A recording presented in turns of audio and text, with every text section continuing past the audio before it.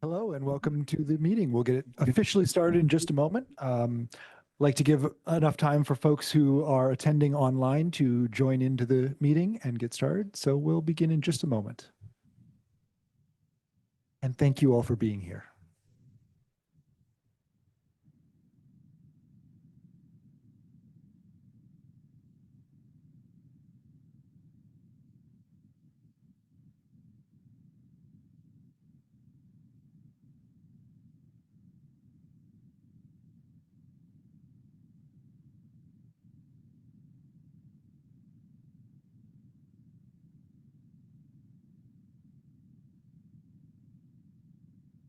This meeting of the South Louis School Board is now in session.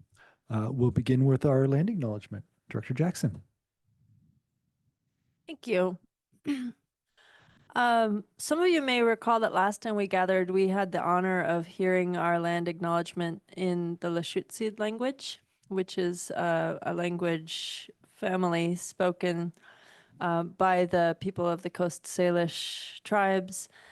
And hearing it in that language, even shared by an adult learner who was not of that culture, just moved me to such an incredible depth of emotion around what it is that these words that we've written and that I often read and that we as a community share and say are ours, what they really mean.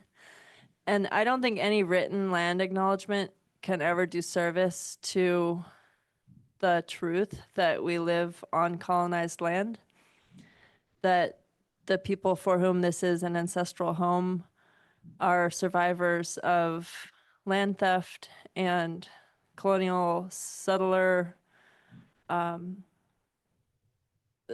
things none of us would ever want to have to live through. People who are here today of the Coast Salish and Swinomish and Stillaguamish and Suquamish tribes and the people of the tribes collectively affiliated with the Tulalip tribes are survivors of things. And I want to honor that and acknowledge that and thank them for their generations of tie to this land that has nurtured the place and the human and other than human beings of this place, and that have set the conditions for us to be here learning and working together today. Thank you. Thank you, Director Jackson. Thank you all for being here. It's fantastic to have so many people here. It provides a whole different energy to this, and it helps us remember who we're making these decisions for, having all of the students here in the room. Thank you for taking time out of your busy lives to be here with us. This is a board workshop, which is one of the 3 types of meetings that we have. This is the more loosey-goosey meeting where we set aside Robert's rules and talk about whatever's on the agenda, and we do encourage participation from our community on items that are on the agenda. Since we're going to have presentations, we ask that you not interrupt those presentations, please, in order to preserve the dignity of those who are presenting. But if you do choose to stay after the presentations, and don't worry, you don't have to. We won't feel bad if you disappear after your students present. But if you do choose to stay and participate, you are more than welcome to chime in. We'll just ask that you get a mic so those participating online can hear you. We do have executive session after this meeting, and I will go into exactly what that means at the end of the meeting. But just a note here at the beginning, we do have an executive session afterwards. We will move directly into our discussion, beginning with alternative programs with Ms. Richards.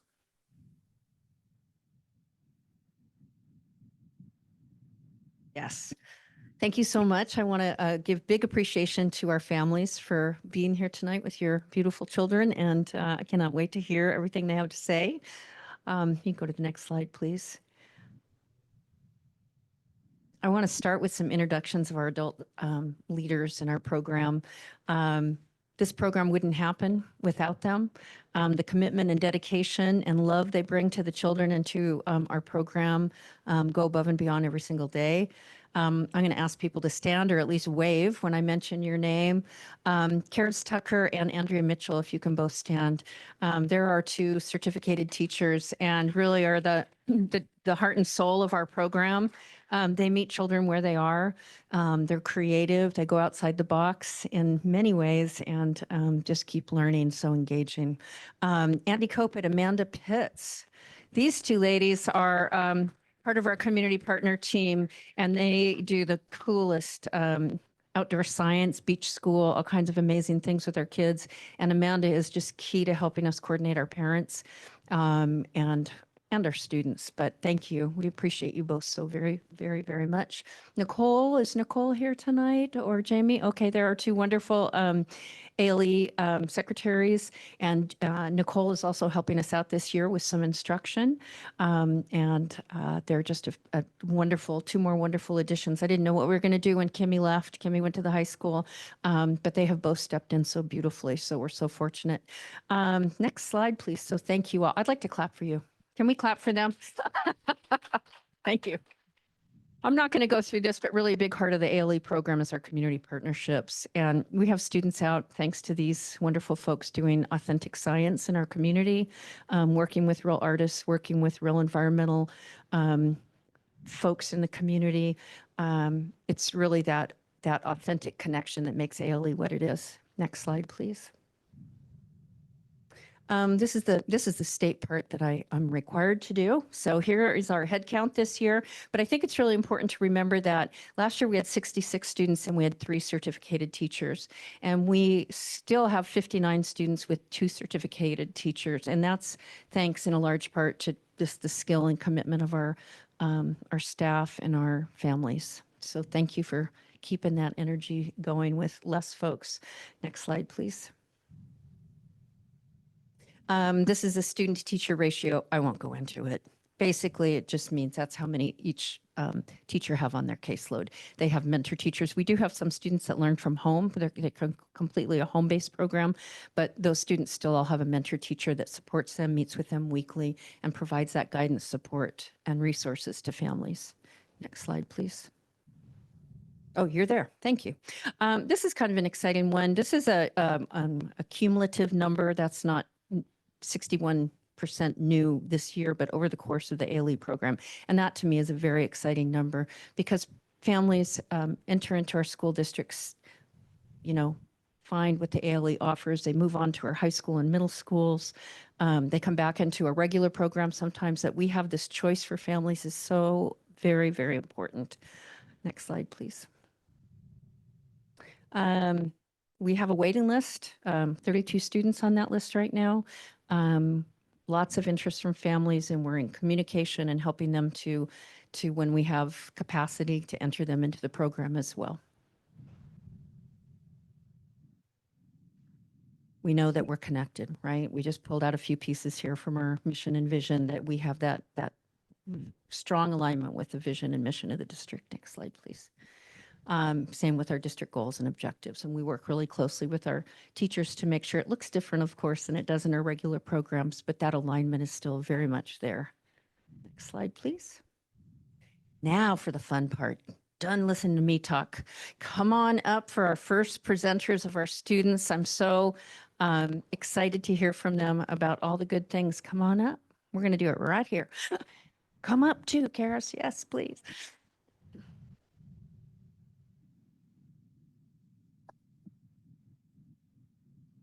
So I'm going to be the students facilitator. They have the privilege of sharing all of the wonderful things that we've been doing in the ALE program, and they are all going to introduce themselves. So next slide, please. Hi, my name is Konaya Pitts, and I am in 2nd grade. This year, our class went to Maxwellton Beach every week to learn about the Salish Sea. We learned about different sea creatures like fish, barnacles, and bivalves. If you don't know what bivalves are, they are clams, mussels, and things with 2 shells. This helps us understand our local ocean food web. Every week we investigate the beach, use our nature journals, and use our sit spots. One more thing, don't litter, it's bad for the environment.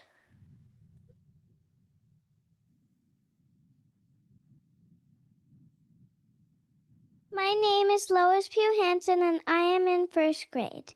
This year we learned about art activism, how we can use our art to inspire people to do the right thing. We are using our art to tell others about the importance of taking care of our oceans. Our art will be shared at the ALE end of year celebration.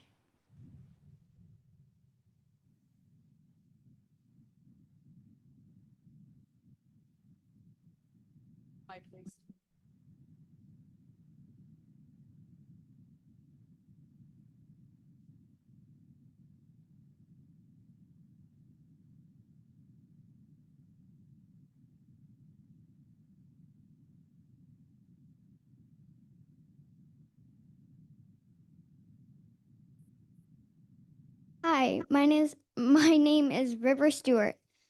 I am in fourth grade.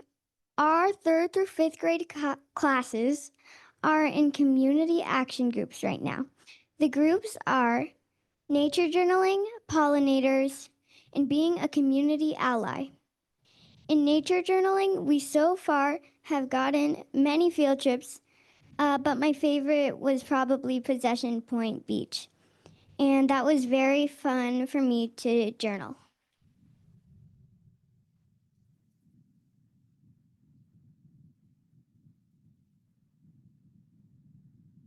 Hi, my name is Beloved. I'm in fifth grade. I would like to tell you about our community action projects, and I'm a pollinator. I'm in the pollinator project, and have fun with Andy, and learning about where bees live, what they do, and what they can help, what you can do to help protect bees. The third community action project is the Community Allies with Nicole, where students visit the Bayview Fire Station and learn from first aid and CPR from trained EMTs. Every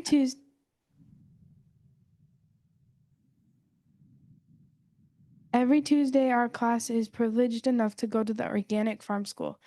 We go rain or shine. One of my personal favorites is to be able to take care and plant native plant babies. Some examples are osoberry, bald-tip rose, and nuka rose. It is always fun to have friends to talk to and laugh with when I'm taking care of the plant babies.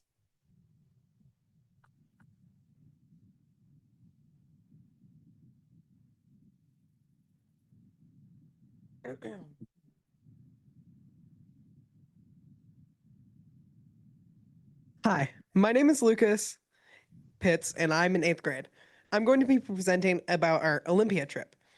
Our trip was fun. We presented bivalve and forage fish studies, and other grades presented on pollinator work, salmon-friendly gardening, and invasive species removal. We presented to representatives in our state. This included Governor Jay Inslee. He even signed Bobbert Cheese, our class mascot, a yellow toy alligator. The second day, we talked to many representatives and told them the ALE program was about and why it's important in public schools. The best part was celebrating with pizza afterwards.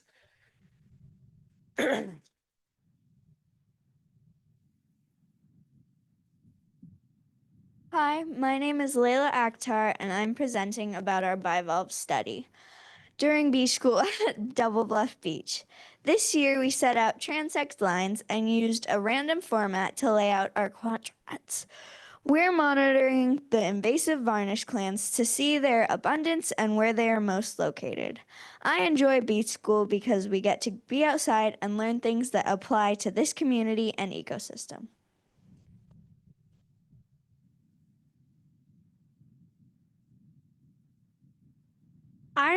Hi, I'm Little Green Heron. I'm in eighth grade, and I'm going to be talking about our Future City project. Our Future City project is a national competition that a group of students went to after working on a model essay and presentation. This year's theme was Electrify Your Future, and so we had to build around that theme. We won third place in our regional out of 30 teams. Myself and the other students who did this really enjoyed it and learned important lessons about teamwork and management.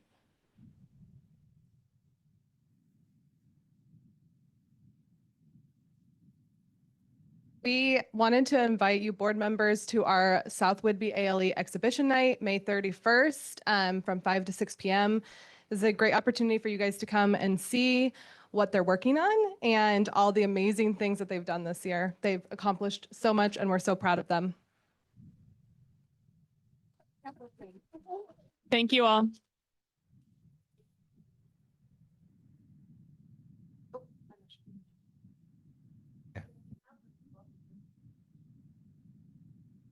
Thank you very much. For the students, make sure you grabbed one of the little bags on the way out as a thank you for presenting to us. And thank you for sharing the opportunity to see some of the other work that you're doing in the future at the exhibition night. Thank you. We'll turn it over to Mr. Patton for the high school. Thank you. So tonight, I want to showcase some of our fabulous high school students about CTE. And CTE program really, I think, is an unheralded. It's a program that I think is just as important as our math, ELA, history, and science classes. So again, these are students that were recognized by our staff members and also Snow Isle staff members having outstanding projects and being great students. CTE, real quickly, for definition, is career and technical education. And South Whidbey High School, actually, I'll go back. The state of Washington requires 1 credit of CTE for graduation, but South Whidbey, because we have 30 credit graduation requirements, we require students to have 2. So tonight I'm going to talk about our CTE classes that we have in our school, but also our Snow Isle program, which is pretty amazing what our kids go to. So let's go next slide. These are the South Whidbey High School SWA classes offered at our school. And if you look, it's pretty robust for a school our size. Remember, we're about 350 students and we have a lot of offerings. And again, I think that's great. And what we really like to do with these classes is we kind of treat them like a survey class where we can hook some of our students like, hey, I never knew I loved this class so much. And they might move on to Snow Isle. They might think about a Voc school. They might think about a career right out of high school. So it's really important to have. And a couple things I bet you did not know, South Whidbey High School dual credit from Skagit Valley Community College. So students that take these 4 classes actually earn free college credit if they get a B or higher. So I think that's a great offering too for our students.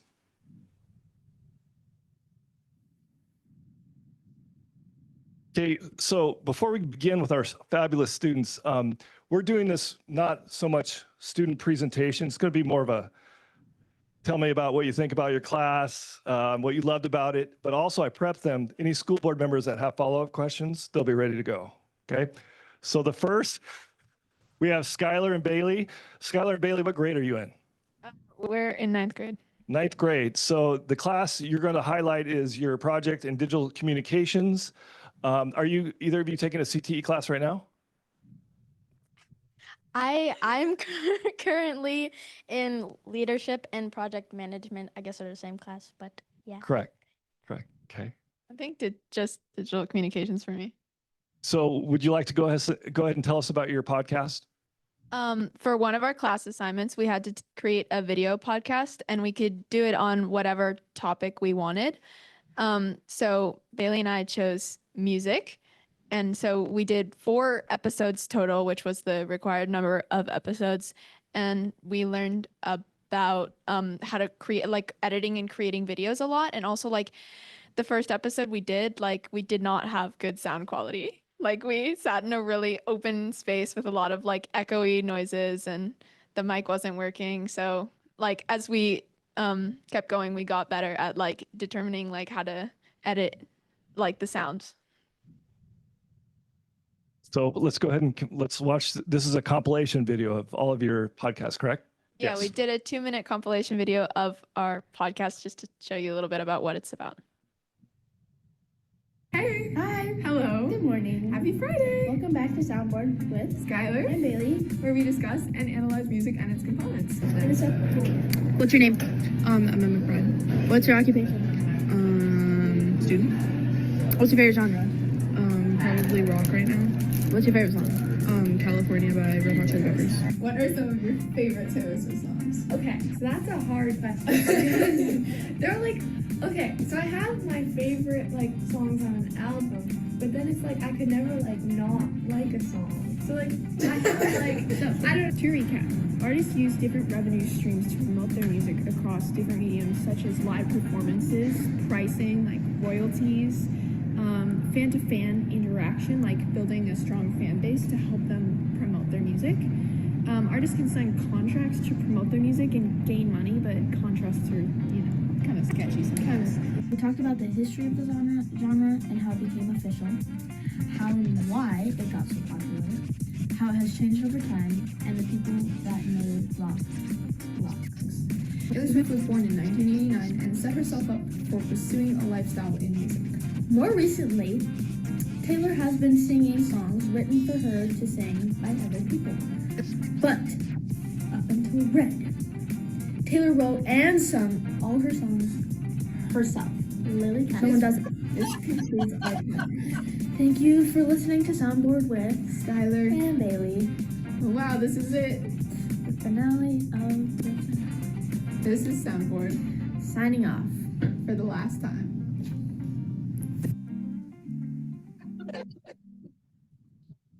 Give them a round of applause. Sorry about the audio. Okay, so Skylar and Bailey, yeah, I know you're freshmen. You just started on your high school and beyond plan. Is there any future aspirations once you get out of high school to be involved with digital communications or anything related?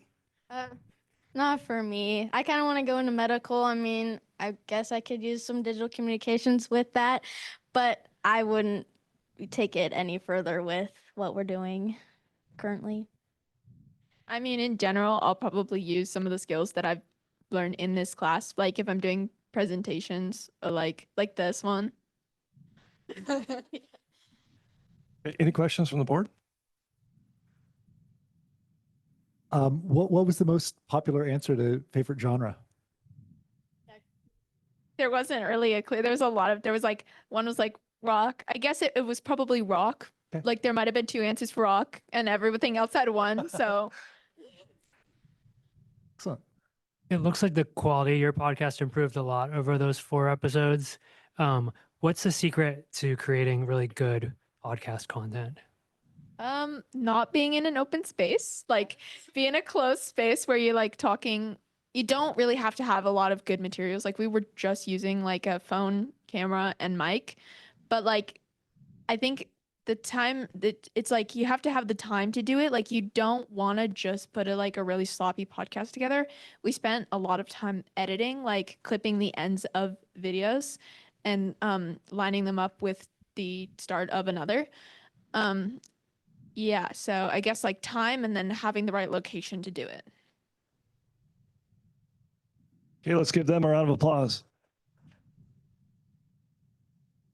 Okay, next slide. Hey. Hi. Hello. Good morning.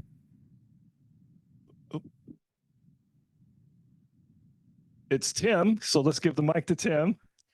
Give Tim a round of applause. So Tim, he's highlighted a couple different classes that he's taken, shop and also engineering. In engineering, our engineering program, I adopted Project Lead the Way about 11 years ago, and we offer principles of engineering and introduction to engineering. So Tim, can you share a little bit about shop first? Yeah. All right. So, it's a fun class. We learned how to we started off with hand tools and then started using machines and all that later. And it was really cool. We learned how to make things. Like I brought a birdhouse as an example and just learned how to stain them as well. And we also talked about how you would make money off of selling things like this if they were good quality. and it's about all we did in shop. Okay, so the next thing is engineering, and I got the opportunity to go in Mr. Green's class and watch the students create, and the project was a toy train. Okay, so can you explain a little bit about maybe the importance in the creation and how you created this train? So the train uses a 3D modeling software that we had to learn how to use. And then we made the parts of the train and decorated it like a toy train. It's learning design, how to make things look appealing. And then we also learned how to make all the wheels. They're all attached to each other and they all turn at the same time. And then we also learned how to make kind of professional diagrams and paperwork of things that you'd create if you were to do engineering work in the future.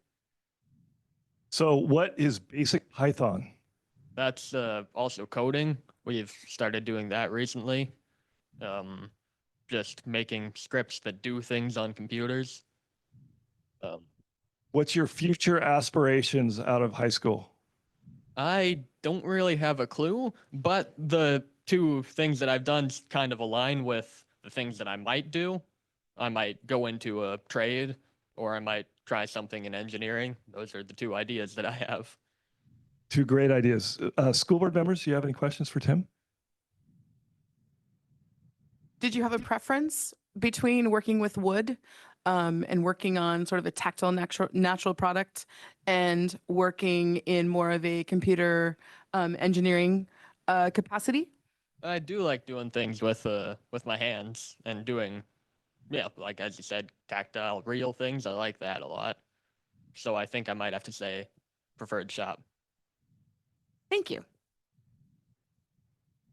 I think I have a related question. I'm curious if in your engineering class, you learned anything about how those drawings or those digital renderings would be used to create a real product.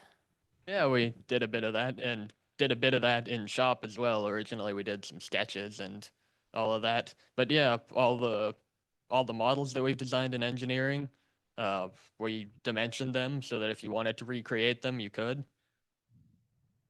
So, yep. Awesome, thanks. One more. What is the picture on the far right with the structure? That's a project we did where you build a tower out of paper and tape and try to get it to hold a can for a minute. How tall is that, Tim, do you think? I can't remember the measurement, but it's pretty tall. Excellent. Thank you. Yeah. Give Tim a round of applause. Thank you, Tim. Okay, next up we have Oliver. Oliver's here for a couple for advanced engineering and shop, also like Tim. What grade are you in, Oliver? I'm in 11th grade. 11th grade. So programming in APOE, what is APOE? Advanced Principles of Engineering. So I think like first semester freshman year, I took intro to engineering, and literally the second semester I took the second engineering class, which is Principles of Engineering. So then this year I'm in Advanced Principles of Engineering, which is basically an independent study. So I wrote an interpreter for, if you can even see this code on the right side of the screen here, where it goes and runs all that code and prints out the Mandelbrot set there, which is kind of neat. And you can see my IDE open there. This is also in Python, so this would be more advanced Python. And then earlier this year, I also took shop, which was lots of fun, actually. And I learned how to use jigsaws and handsaws and used a lot of clamps. There's lots of clamping and woodworking. And also, if you'll see, I've got this really sketchy, oh God, what are they even called? They're shim. I put a little shim on there because 3 of my legs were exactly the same length and the 4th one was slightly off. So then it didn't rock when I put that in there, but just making interesting engineering stuff like that. I also built a cool hexagon shelf, among other things. So after your 11th grade, what would you like to do when you graduate from South Whidbey High School? Well, I'm going to go to college, probably. And do what? Any ideas? Engineering? Computer science. Computer science. Questions from the board? How do the two classes that you took that you're showing us here, how do you think they related? Where was the Venn diagram, like the middle of the Venn diagram, where you felt like you were learning things that could help you in either class? Venn diagram, probably designing things. Iteration is really important in terms of when you're iterating on designs, which you do many times in when you're programming things.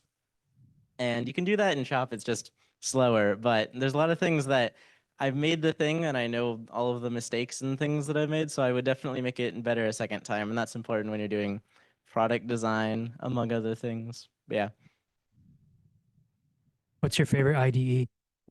I've been using, well, JetBrains IDEs. There's PyCharm, also Rust Rover. I usually use Rust for most things when I'm programming at home. But recently I'm trying to switch to NeoVim, so we'll see how that works out.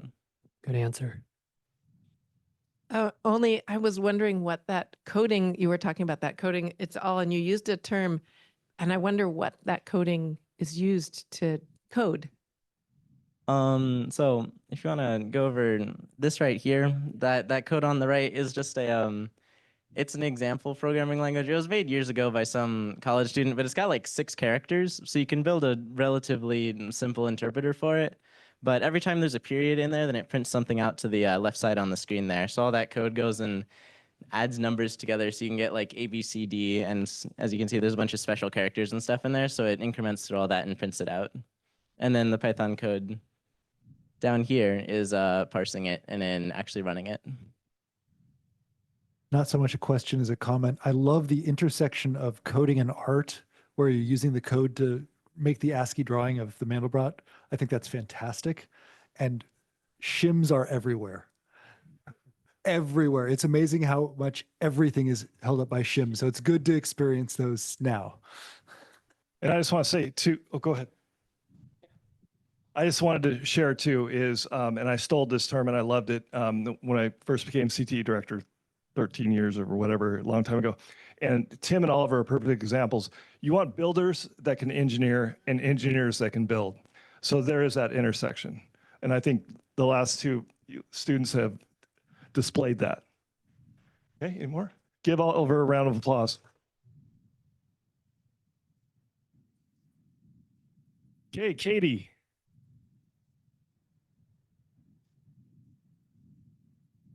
Katie, what grade are you in? I'm a senior. Do you have senioritis yet? Yeah. Yeah, it started about October. And yet you're still here. So Katie has been real busy, great tennis player, and hustled over here to share some of her work in advanced graphic design. So can you share what you have up here? So on the right side, I have some before and afters. The pictures are saved on a different computer at school, so I had to look them up on Google. So it's like as close as I could get. But basically, that's the before and the after, the before and the after. And then the other 2 are I redesigned one of the album covers for, I don't know if it's an album, but it's a D&D podcast I listen to. So I redesigned the cover for that. And then I have my favorite project that I did on the far left that I finished like last month or the month before. Sorry. Katie, did you use AI at all on any of this? Yeah, so the way that the ears are cut off on the cat, I just got a little, you kind of need to like fill it in with like a black marker, just, or not marker, but like a black colored brush, and just make a solid block so you have something to like select. And then you just type in finish the cat's ears. And it comes up with that little corner. And then I also AI'd the background of the siren piece, and the way that I wanted the trees to frame the picture for the Worlds Beyond Number one. I spent like a whole class period trying to find a picture of trees. And I was like, you know what, it's fine. And I just colored it in, and I was like, pictures of trees, that will be a good frame. So yeah. Any questions? Okay, go ahead. Do you, Marty? Oh, I was just curious, when you do projects like this in class, do they inspire you to do similar work for yourself or outside of class? Or do you think you'll take these skills forward in your personal life? For sure. I'm going to animation next year. at GCU. right so on. I'm going to do design with an emphasis in animation. So I'll be doing this like every day. But yeah, I used it didn't end up working out just because it was taking too much time, but I tried to design my graduation announcements on Photoshop and using Canva just because I was changing it too much. I was like, I need a slate that I could just put stuff on. But yeah, so I've used this for a couple of things outside of school. And it's really nice because I'm in advanced graphic design, we have a lot of free time versus last year I was in like my first semester of graphic design, and so we had like assignments, and I was basically just find a tutorial, and so that I have something to be like, this is what I learned, and then do something with that tutorial. But once I finish that, I have a lot of free time, so I can do more projects, or I can do my graduation announcements or whatever. But yeah. Awesome. Thanks. Okay, give Katie a round of applause. Okay, so next students are Snow Isle Tech Center students, and just want to give you a quick rundown. So our students' time commitment, the first thing that's amazing is South Liberty High School starts at 8:15. But when I'm at school at 6:30, 6:45, our Snow Isle kids are getting on the bus for the 7:30 ferry. They take the bus, get on the ferry. The other school district, Snow Isle bus picks them up, and they go to school for the morning and then come back at lunch. So you talk about a huge time commitment. So just that alone is pretty amazing. Students from 15 different school districts, and many of those are multiple high schools. So we're talking about 25, 30 different high schools that go there. There's 24 different programs. And there are select programs that can earn dual credit also for free through local community colleges. So again, that's called dual credit, and it's a great opportunity for our students. And I just put a link here for those that want for the information about Snow Isle. When you have time, maybe look it up and see the amazing programs they have. Next slide. And so we have over 30 students from South Liberty High School that go to Snow Isle. And these are the programs and the numbers of kids in each program. Again, it is amazing, the offerings, but also what our students do. And I don't think our public and a lot of people know that this is happening. So I think that's important to share. Next slide. Nick, come on up. Nick, what grade are you in? 11th. 11th grade. And what is your area? And can you talk a little bit about it? I'm doing computer service and networking. It's basically a class where you're kind of just learning about computer hardware, like software, and just like everything to do with computers. Since I'm a first year, I'm not doing it, but for second years, you study the A+ certification, which is like a pretty big tech certification. Like you kind of need it if you're going to be doing IT related things. And yeah, I mean, like just studying computers. Right now we're working on networking. So since it's towards the end of the class, we're just setting up our own networks, things like that. So is this, you have one more year of high school, sorry. Is this an area that you want to pursue after high school? Yeah, I plan on going to college and doing computer science, and then probably going to do IT after college, just as what I want to do. Any questions, board members? I have a question. So I spent about 4 hours the other day trying to get my printer to connect to my new router. Would We you all be the hate kind of person I could call about something like that? Probably my teacher. We all hate computers though. Or printers. They're awful. Okay, so it's not just me. All right, thank you. So you love that scene from Office Space. Yeah. So what's been your favorite project this year?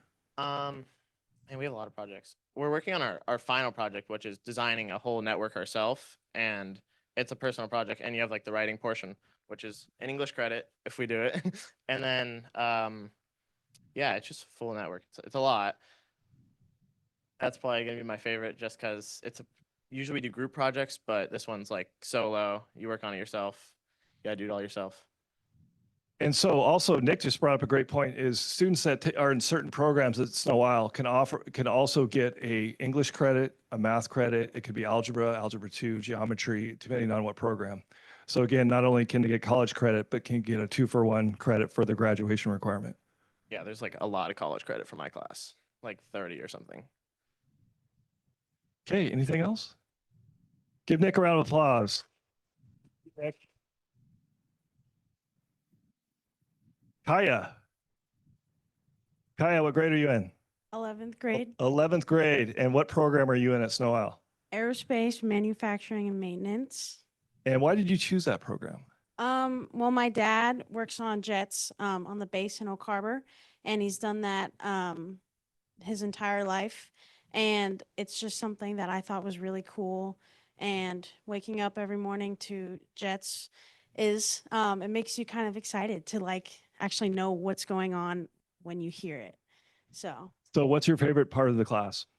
I think definitely working out in the lab. We have a lot of freedom, and even our seniors know a lot of information, and we learn from not only from our teachers but the seniors and second years as well. And everyone just helps everybody in the lab, and it's really fun. So you're only a junior, but after you graduate, is this a career that you're going to pursue? Yes, definitely. And what specifically? I want to do non-destructive testing, so testing like metals and looking for like cracks, corrosion, things like that. So my plan is to go to ATS after high school. What is ATS? Aviation maintenance and technologies. So it's a school, and you can also work there as well. Any questions? What's the coolest project you got to do in the lab this year so far? Well, we have a bunch of 3D printers. That was fun. They're all broken though.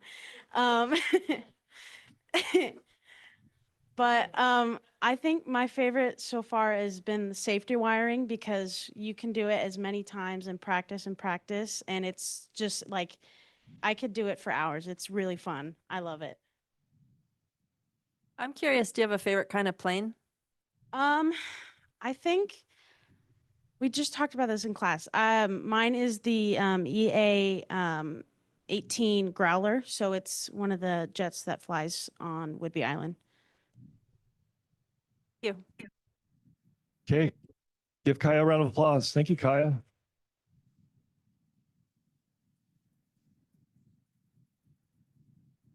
Emily, what program are you in? In veterinary assisting And why did you want to join that program? because I want to be a doctor of veterinary medicine. And this was a really good opportunity to get like my foot in the door to start my education because it's a very long process. So Do you also have an internship on the island? Do you work with somebody? I have an internship at Useless Bay Animal Clinic with I currently like my supervisor is Dr. Ryder, who owns it. And she's really great. But then I also work with the veterinary assistants. So it just kind of goes along with my program. So I get to just learn what they do to help the doctor. And also I get to observe what the doctor's doing. And I've seen lots of cool surgeries and even just like your average exams. So it's a really good look at the whole veterinary world. So besides playing with puppies, what is your favorite part of this area in this program in your internship?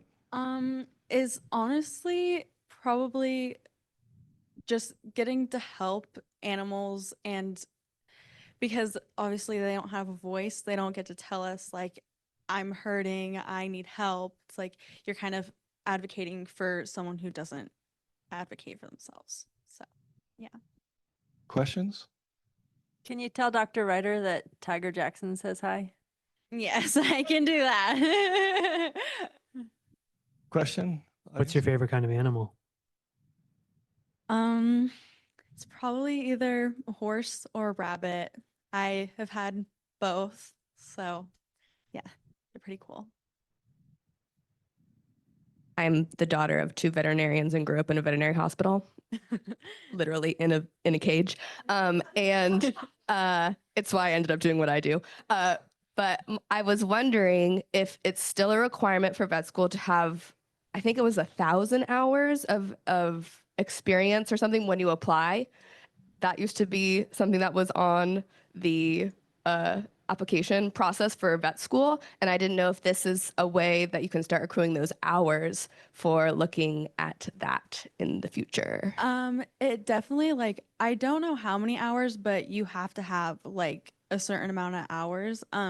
Right now for like my externship, I have to have 100 hours to complete the Snow Owl program. And but I don't think it counts for vet school since like it's in 4 more years. So, well, for me, 5, but Following on from Director Greenherron's question, have there been any animals that you've been tasked to deal with that you've been like, nope?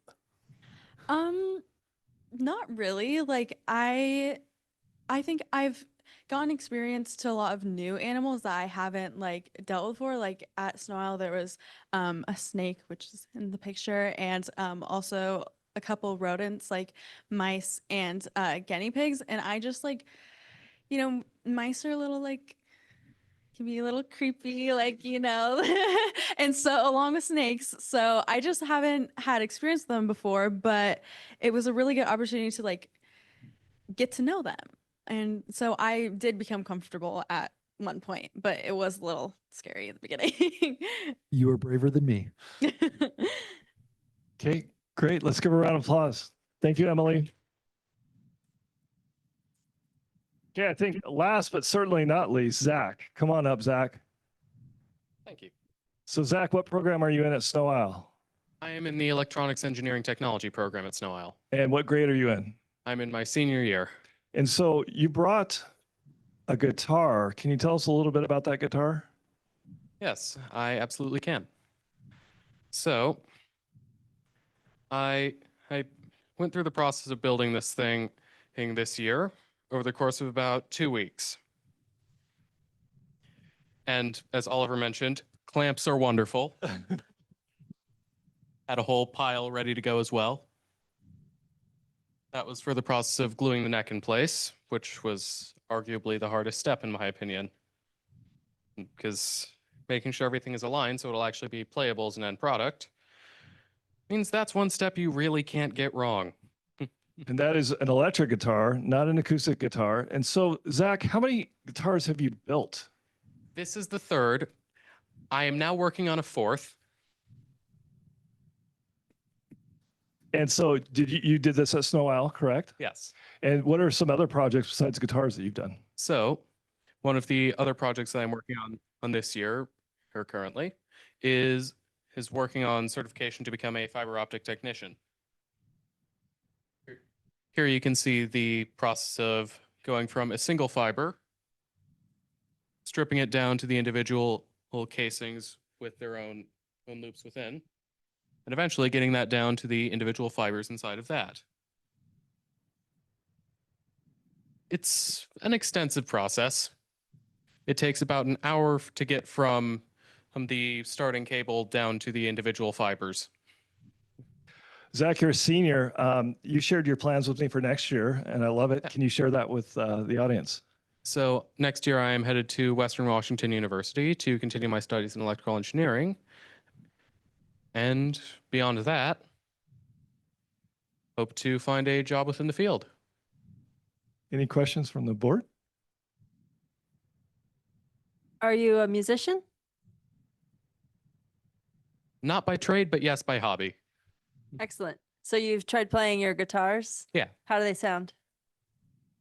Out of the 3 that I've made, this is one of the 2 better ones. Fantastic. It's That's great. I'm glad to hear it. So they're getting better and better. That's a good sign that you're learning and growing as a luthier. absolutely. Excellent. Thanks Zach, for sharing. Oh, sorry. Zach's favorite guitar is the bass guitar, and he says that he can hear a song, listen to it for 30 minutes and play it. Is that correct, that song? With most songs, let's be clear, it's yeah. Any other questions? Yeah, how about a big round of applause for our wonderful students?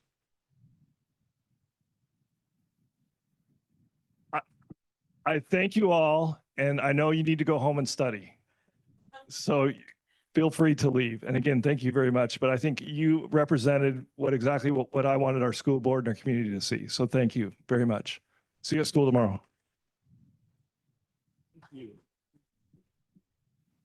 Thank you all very much. It's always wonderful to see exactly what's going on in the classrooms and across the water at Snow Isle. We're going to be moving on to our ELA curriculum adoption update as soon as folks who are heading out have headed out.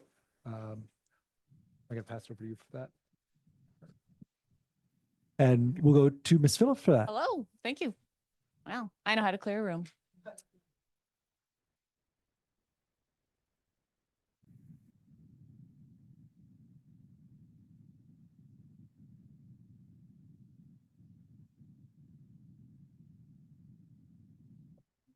I'll dive right in because I'm trying to balance data with feedback and planning.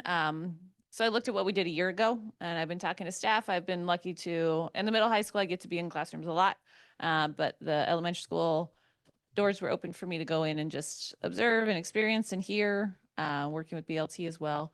But we always try to come back to our why in our conversations, which is kind of our guiding conversation we had a year ago. I'll click what you work with Ian.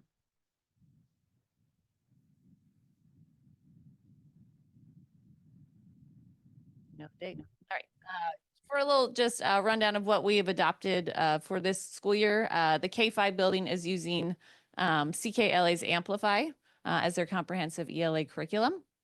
In addition, we purchased the Boost intervention reading. If you have a kid at home, you might have heard of Curioso, or that's kind of the platform's name that classrooms are using as a self-learning comprehensive tool with built-in skill scans monthly.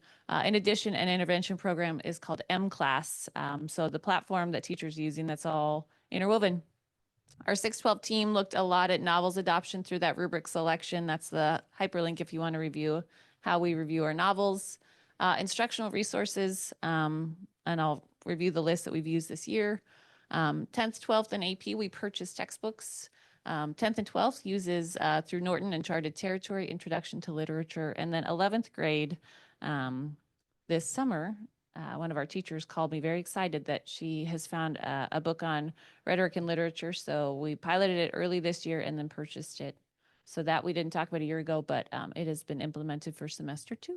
Next slide. In technology, Edmentum probably wasn't a conversation we were having a year ago, but our phenomenal Tectosis have found it. And we have integrated it into our 612 program as a supplemental intervention curriculum. I'm going to show you some data of growth that we have found in that. We started it more as a targeted intervention using our special education classrooms. But what we were finding, Jenna, teachers and students have gained success with it too. So we're kind of in this process of seeing where we want to roll it out. Membeam is in 712. We've created uniform grading practices so students aren't, like John talked about, survey fatigue, aren't Membeam fatigued, and how it's embedded into each classroom. Online, they're also using CommonLet, Moat, Quill, Parlay. Our team is really tech hungry, so they're finding sites, sources, and materials that are helping make their life easier, as well as our students.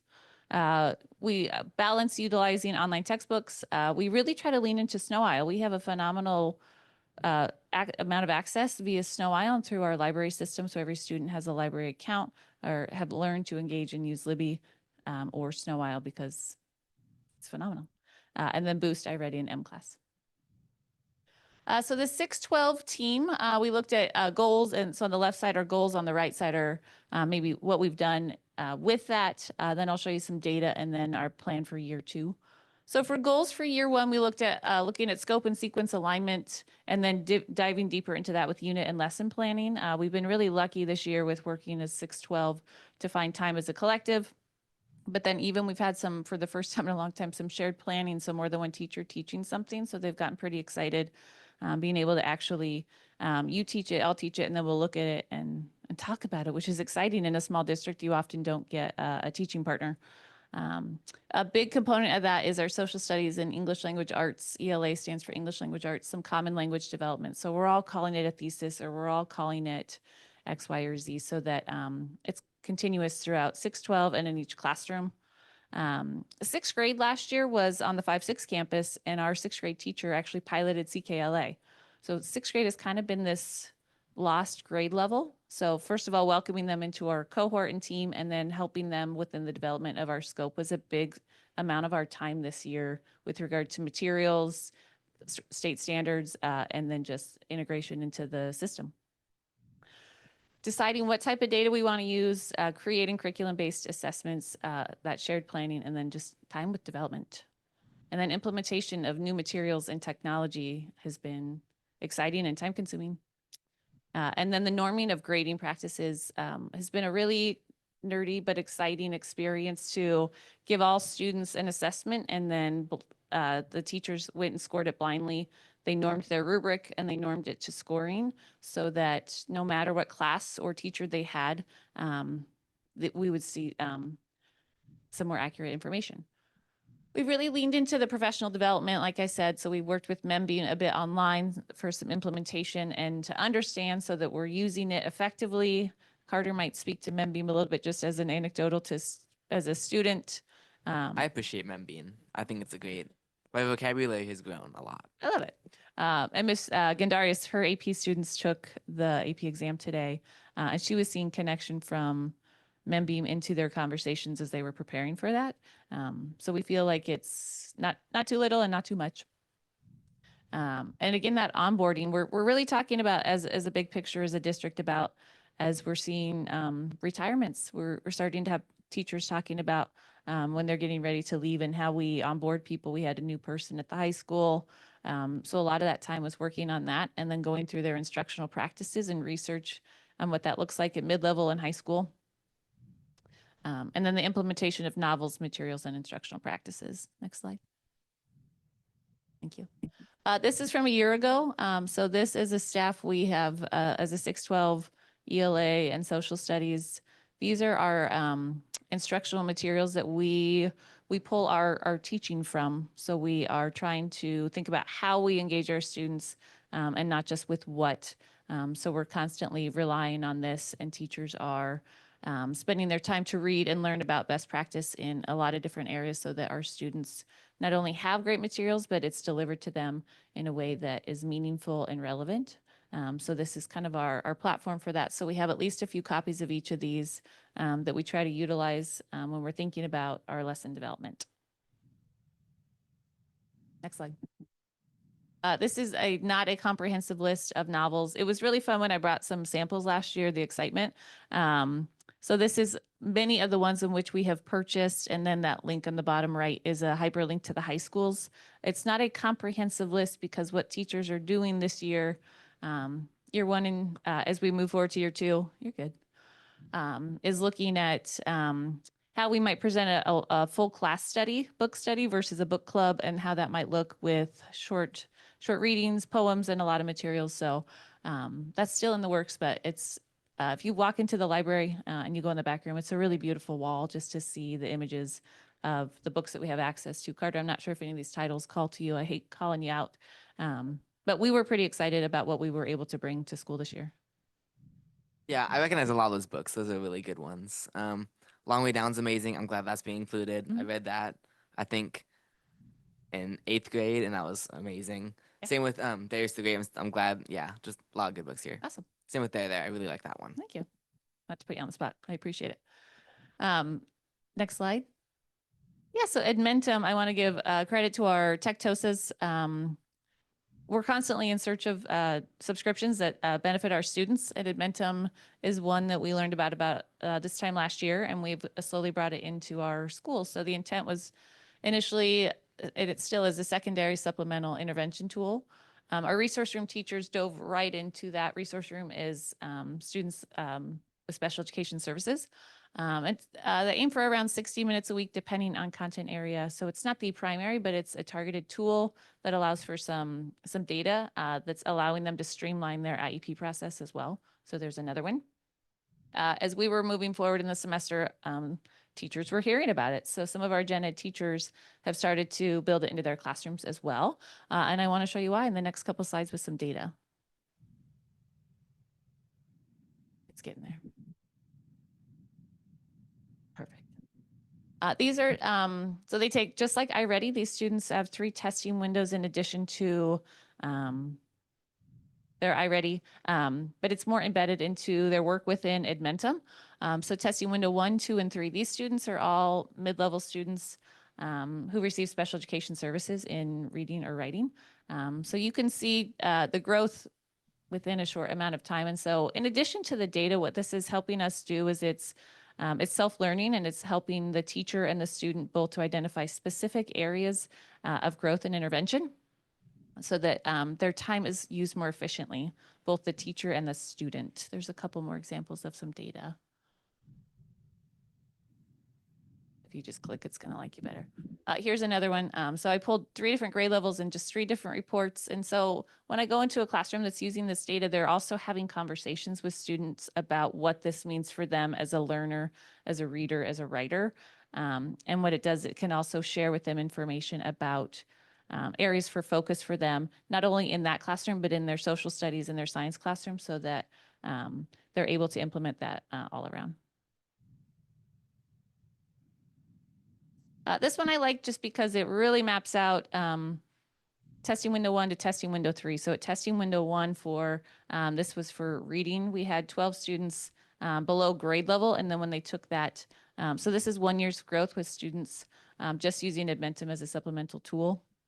So it's showing us really, really nice data that's starting to map out where we're meeting expectations. So we're going to continue to utilize Edmentum as a tool. It's not a primary or a replacement, but the data that we're seeing with it, the ability for our special education team to use it, and then gen ed overlap has been one of those kind of great finds that our Tectosis have brought to the table for our ELA. All right. Middle school is 6-8, like we've talked about, and it's not new to anyone. We, 6th grade, joined our team. So as a middle school, we went from looking at 7-8 data. So anything from last year was only 7-8. So now this year is 6, 7, and 8. So this is a snapshot of our spring iReady results.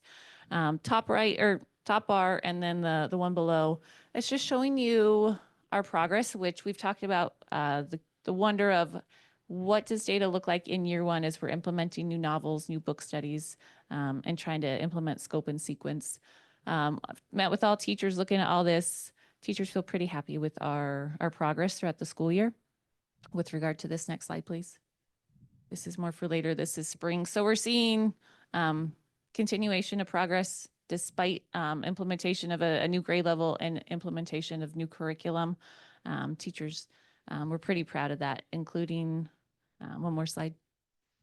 That vocabulary and informational text is the continuation. That's where we're getting our MEMBEAM feedback. So that adoption of MEMBEAM, it's showing closing of gap in vocabulary, as well as in that informational text, which is crucial, which I'm also seeing in social studies classes, science classes, and PE. So this is across the board work in all classrooms that is showing up in our data here. Thank you. Brooke, I know you liked this version before, so I grabbed it for you again. So what we're seeing, even though we're measuring about 100 more kiddos, well, 75 more kiddos, we're still seeing our students making typical or their stretch growth goals in their reading of iReady. So yes, this is a lot of data, and this doesn't tell us about our students, but what teachers have talked a lot about this year is about the implementation of that instructional practice that we spend a lot of time on. And they're also talking a lot about the gratitude and the ability to develop that scope and sequence that allows the 6th, 7th, and 8th grade teacher to talk about that tiered approach to students learning, and then that bridge from 8th to 9th through 12th, where we're having similar conversations. Questions on 6 through 8 or where I'm at so far? Because I'm going to dive into high school and then we'll bounce down to elementary. Just a comment. I really love how much of the ELA implementation that you were talking about is focused on carrying the curriculum forward, not just getting it working now. I really love that approach. So thanks. I'm just really delighted to see how the continuity in the education from elementary through to high school with this new ELA program. or I should say set of programs. And I'm wondering if either you, Susie, or if either of you would just reflect on what that experience from elementary to middle is for ELA learners. I think when we get to the end, we'll come to that one. It's a great question. You can see that when we get there. Good question. So high school has been, they've onboarded a new teacher. So they had a bit of another transition, just like middle school did as well. And by that, it's when you think you're like, oh, you onboarded a teacher, but when there's three, 30-year team is brand new to the department. So a lot of conversations and time has been spent adapting as a department. So what our team decided to do to collect baseline and data to see how our new programs are implemented. So teachers are using the Norton textbooks, polling in poetry, polling in short stories has been a focus, and then their expectations in writing. That's some of their takeaways from their first semester and second semester was our goal in our assessments or our focus of writing. But what our teachers did with some of our time in the adoption process was they took a common article about social psychology, if you want to read the article there, and then I'm not 100% sure, but I think they used AI to norm it down to grade level. So every grade level got a more grade level appropriate approach to this article. So 9th versus 12th articles look different. And so what they did with that information is then they asked students some questions. So the information's teachers got allowed them to create a scoring rubric, and then they normed the answers as a team so that they, as a collective, were learning about each other's process in grading and scoring because we have that lens of equity when we're grading. And in addition, talking about the expectations as a team. And then the outcome is alignment of that and informed lesson planning and unit development. So they did this snapshot data in semester 2. Semester 1 was a lot of implementation of materials with data, but this focus in semester 2 was looking at what's our common assessment that we as a department can look at so that what we have in place is giving us information so that we can adjust it to our students' needs. And so they gave us some snapshot data. I'm gonna click the next one. And it's, so it's broken, I broke it down by 9th, 10th, 11th, 12th, because their rubric is broken down in that format. So what they did based off that article, they're looking for these 5 criteria. One is basically they're looking for main idea, and then quotation, logic, and then citation of source. So at the 9th and 10th grade level, this is a lot of credit to that middle school team that I felt like, oh, brag moment. 44, over 55% of our incoming freshmen at semester 2 were at a grade level when it came to some basics for main idea and some essential Common Core standards for English language arts. So this was really nice baseline data for them to work off of that 10th grade team. Over 82% of them, 90% of them were at or above grade level in the baseline of what they were looking at before they even had English class. So that's what they were able to work with for this year. Next slide. 11th, oh, and here it is in an individual. They gave me the pie chart. Try to give it to you guys in a couple of different ways. So they spend a lot of time, you can go to the next slide. So what they do is they spend a lot of time thinking about the cohort and not just the curriculum. So there's a lot of understanding within cohorts. The upper grade levels here basically had middle school online, which you'll see in a minute. So they adjust their teaching annually with the instructional information and the materials they provide them based off of data like this, and then what they know within the cohort. So yes, data tells us one thing, but that time together. But this was another brag moment. All students at least had some baseline understanding of what they needed to do with that article, which was essential to guiding what the semester was going to look like. Go ahead. So what the team did is they tiered up to a more complex rubric for grades 11 and 12. So you're looking at, yes, they're still measuring for main idea, but they're looking for more depth with regard to main idea, discussion of topic, and citation. A big conversation about some of that scoring for 12th grade. This cohort 11 and 12, most of their COVID middle school was in a remote setting, but it also allowed them to prepare those 12th graders for their post-grad plans and intervene on that understanding of and the necessity of citations and use of evidence in the way that they would be measuring. So this allowed them to frame their rubrics or their units for what does this cohort need for this year. So that's some data that they worked off of. Go ahead. Thank you. And there's just another, they like a pie chart. this is what they built their semester off of. And so part of what our team does is they do spend a lot of time they wanted baseline data like this to be able to look at, okay, now that I know about this cohort anecdotally via data, I'm going to take the instructional knowledge that I have from this informationals that we've had, and what types of novels do I need to present to this population of students so that I can get them ready for the next grade level and get them ready for whatever the next step is. Next slide. You're good. We're all good. So year 2 targets, I feel, and I think Mr. Patton would feel the same way, our 612 team has spent a lot of time getting to know one another as teachers and as their styles, and then how we embed all of those things into our classrooms. So we're continuing in collaboration with the ELA and carryover of skills and language to social studies, ethnic studies, and our science courses. So they're going to hear more common language throughout classes, especially with that informational text. Implement and add variation to formative and summative assessments. Our teachers, their next focus is going to be more in some writing areas, looking at Common Core state standards, the data they had there, and then look at some writing assessment. Explore Edmentum and the role it has in classrooms in addition to the technology we've already brought in this year. Can maintain that, but then looking at what they're finding at Edmentum and how it might benefit students. Membeam, the data there is more challenging for us, so we're continuing our PD with them because we like its implementation and how it's used in the classroom, but we're working with PD a little more to say, what can that data show us about our students and the levels that it works with?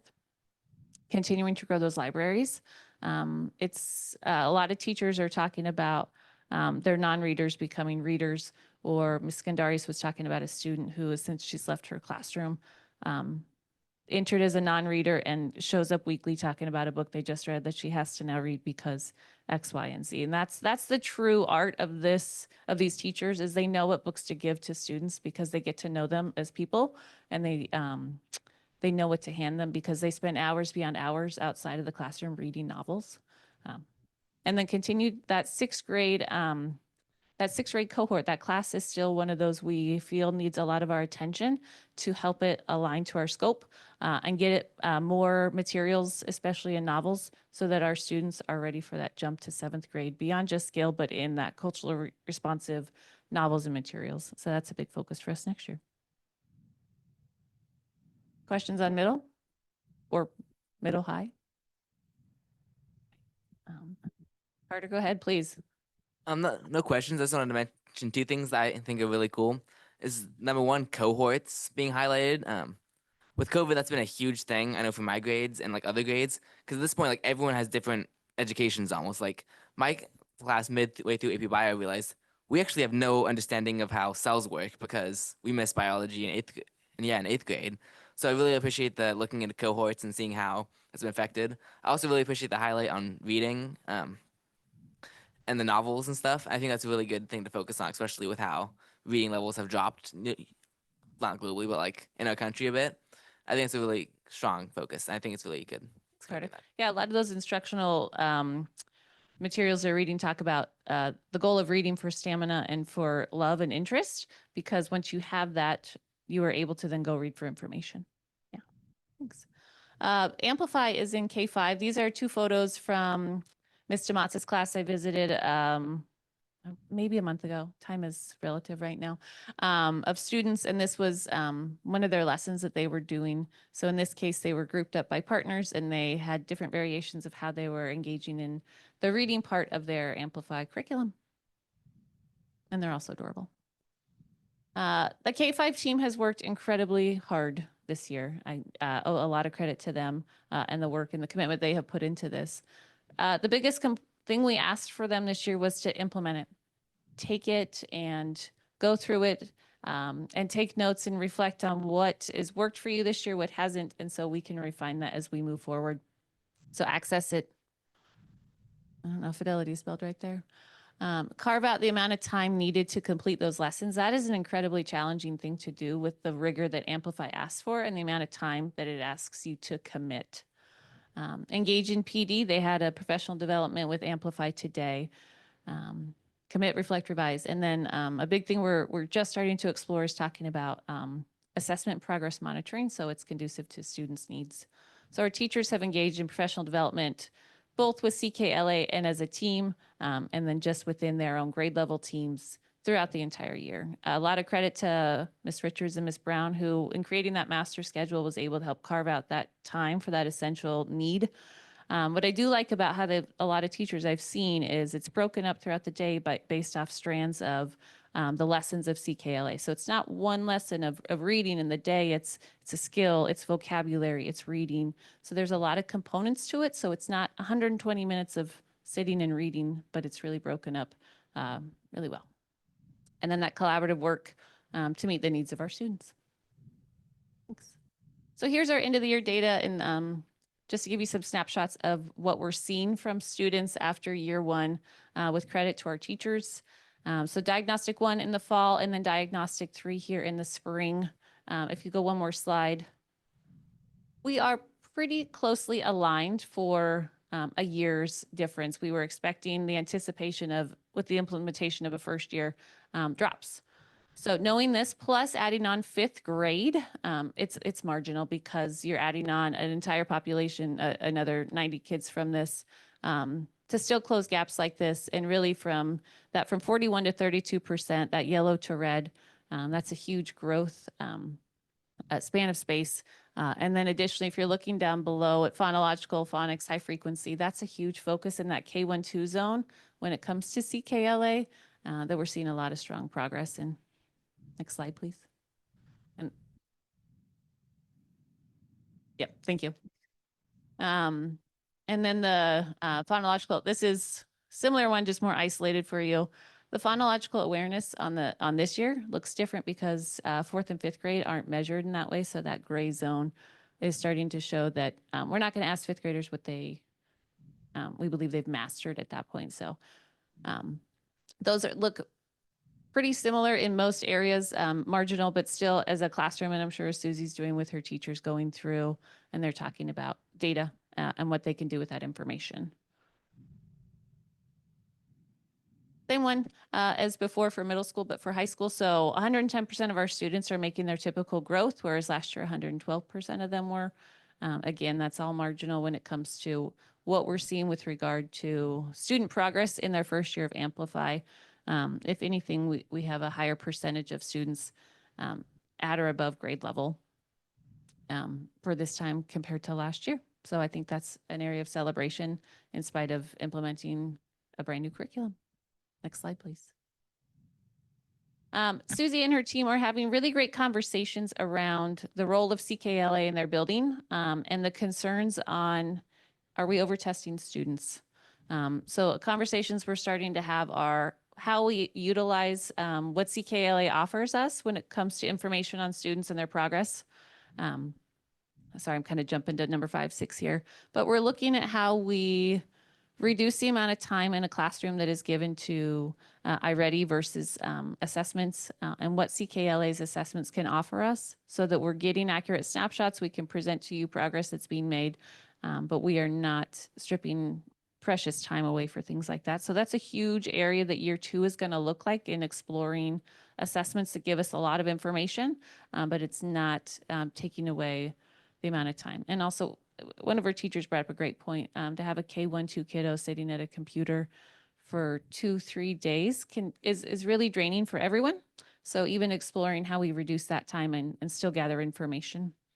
Additionally, continue on that scope and sequence. So a lot of teachers throughout the year gave feedback to, so I went through these units and, you know, this reading did not meet my needs when it comes to cultural responsiveness, or it doesn't align to my land force and sea.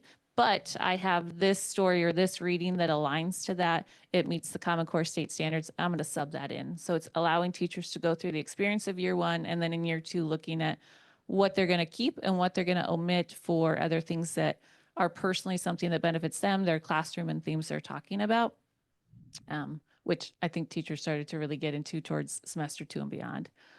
Boost is that online program, that intervention program, and it has a nice monthly skill scan. And so we're looking at making sure that's accessed in all of K5, even though it's available. There's a lot of things in there that I think we just, for lack of time. So we're working with Amplify to learn more about that so that teachers can gain access to that and students can have progress.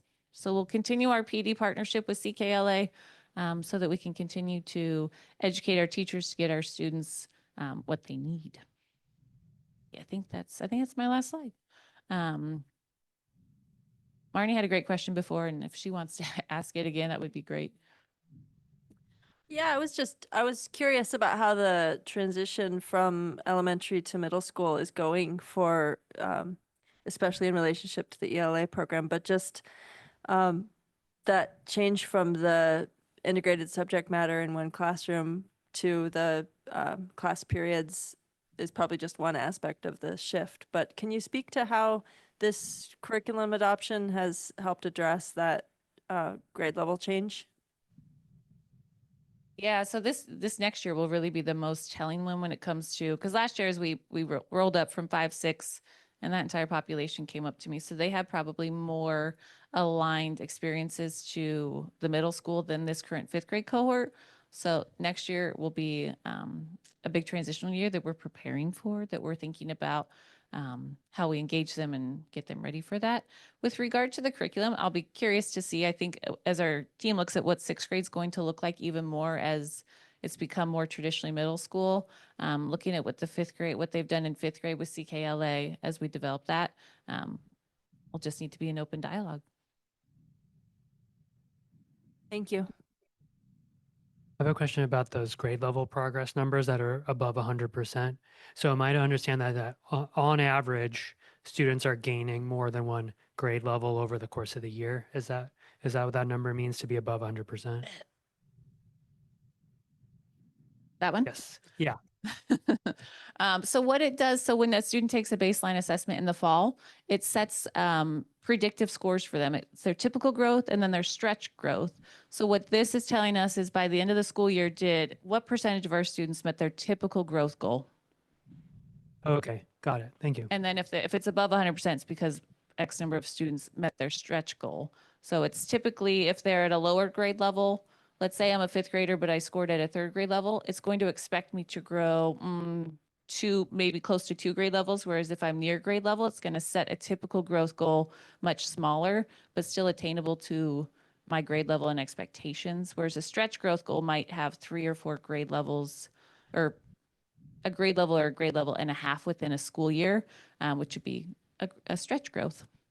Got it. Thank you. Yeah. Just some anecdotal feedback.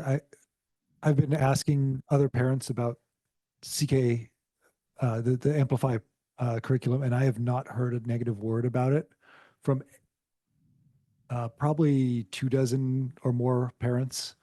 And I think that that's a huge testament to not only the curriculum adoption team that chose the curriculum, but also all of the staff who are working so hard to implement it. And it's just been, myself personally as a parent, it has been amazing to see the integration of ELA and social studies and science all together, the variety of different ways that they engage the students in the classroom and keep up the rigor.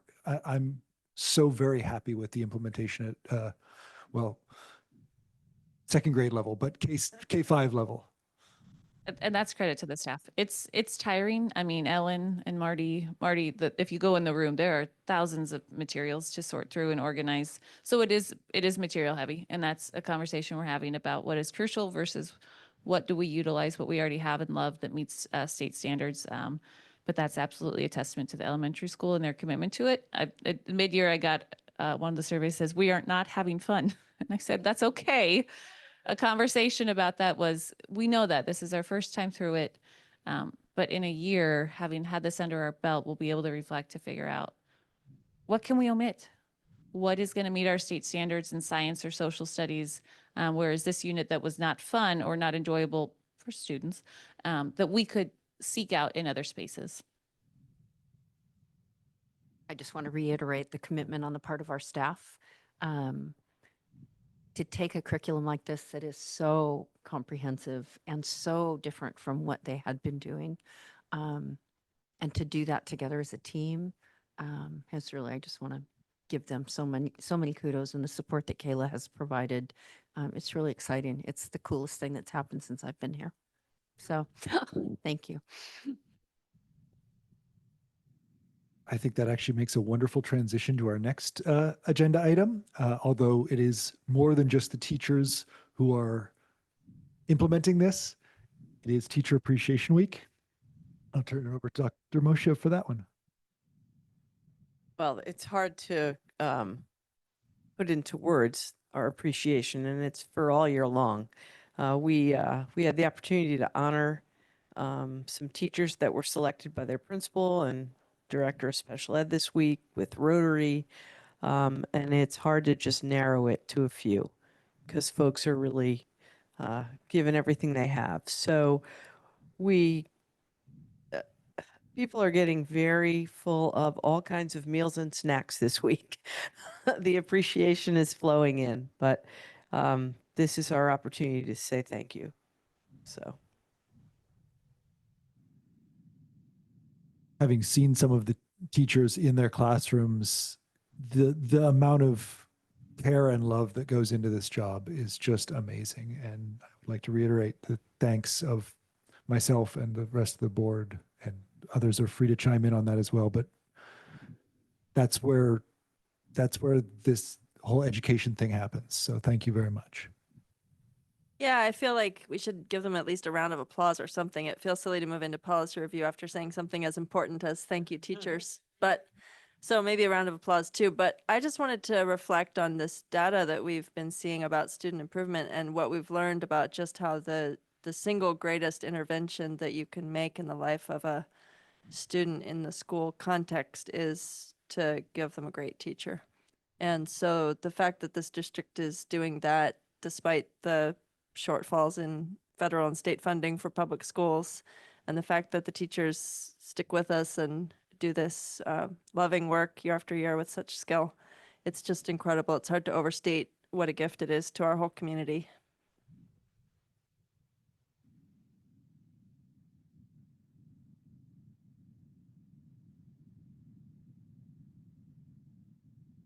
Okay, having said that it's hard to move into policy, let's move into policy. These should hopefully We can do both- hard things. Yes. This should be pretty straightforward and simple. These were just picked because originally it looked like this was going to be a light meeting and it turned out not to be. But we've got two here, starting with policy 5005, which is employment and volunteers disclosures, certification requirements, assurances, and approval.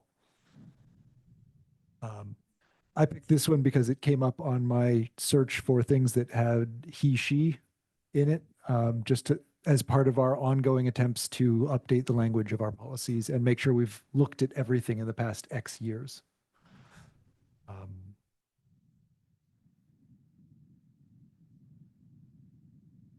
If there is anything beyond that folks would like to comment on or look at. I'm fine with all the changes. In addition, I have a pondering. I understand the need for background checks and disclosure of criminal record in an employment situation that is involving children. At the same time, I'm curious if this policy would be an appropriate place to add some equity language about where the board directs the superintendent and other hiring managers on the relative importance of findings in a background check, just knowing that historically marginalized communities are more likely to have criminal backgrounds, and sometimes the crime, or whatever we want to call it, the history, may not be relevant to the job, whether or not that should be a determining factor of employment. Am I making sense? Yeah, I as a hirer in some of my professional settings, I've in the nonprofit sector used language that implies that a background with a criminal history does not automatically disqualify a candidate from eligibility, and that determinations of eligibility would be made on a case-by-case basis, so that a candidate with no history of violent crime or crime that would have a particular impact on their safety and appropriateness in an educational context wouldn't be automatically disqualified. That's actually part of our disclosure to the candidates. The real issue is their disclosure as opposed to the finding of a criminal background, though we screen very carefully because obviously folks work with children. But an automatic refusal is someone does not disclose and then it's found that they have a criminal background. That's really where it's automatic. But we use discretion. For example, if someone was, 18 at the time of an infraction and now they're 48, may or may not, depending on the severity of the issue. But The line where it says, if the background check reveals evidence of convictions, the candidate will not be recommended for employment. It could be adapted to say something like, if the background check reveals evidence of convictions relevant to this employment, or that Yeah, suggest a if- risk in this employment. I would suggest that if you're looking to make that kind of substantive change, that we get some counsel on that.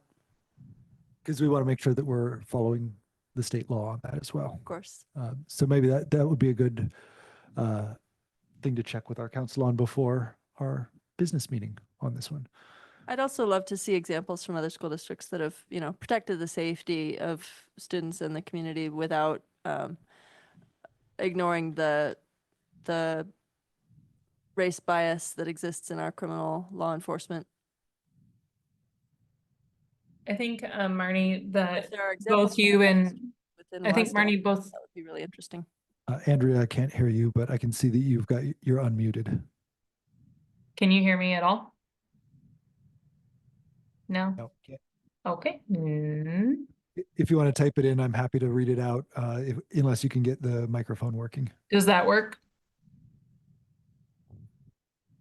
No? Christy, we're not getting sound through your computer. Sure, if I put my sound on. Andrea, try again. Can you hear anything now? Yes.